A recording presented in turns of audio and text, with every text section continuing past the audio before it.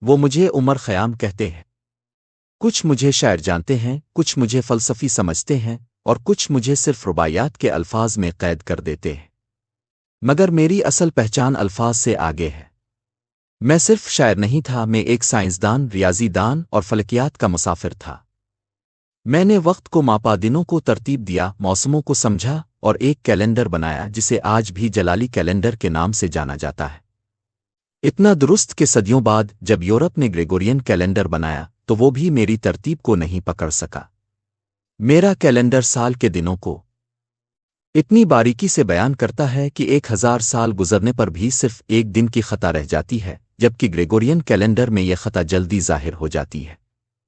کیا تم سوچ سکتے ہو؟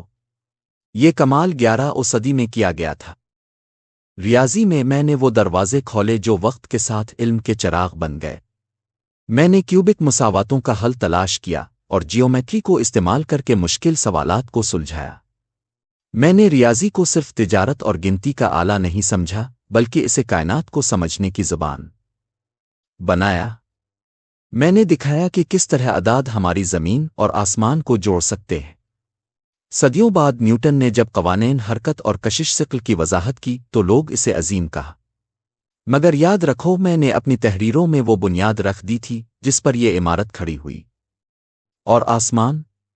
میں نے ستاروں کا مطالعہ کیا، سیاروں کی حرکات کو نوٹ کیا اور ان کے اعداد کو نقشوں میں ڈھالا۔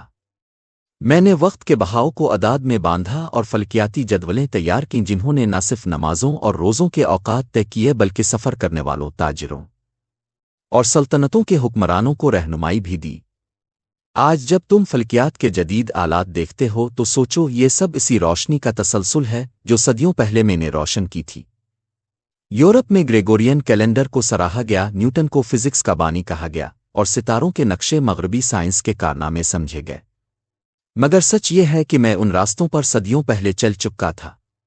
میری کتابیں اور میرا علم ترجمے کے ذریعے یورپ پہنچا، مگر میرا نام دھندلا دیا گیا۔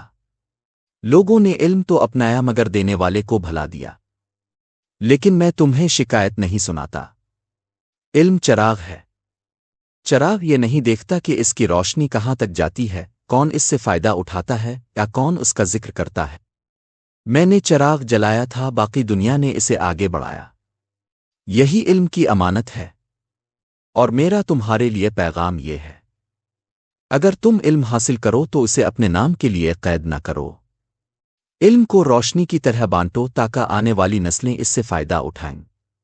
لوگ مجھے شاعر سمجھ کر بھلا سکتے ہیں، لیکن حقیقت یہ ہے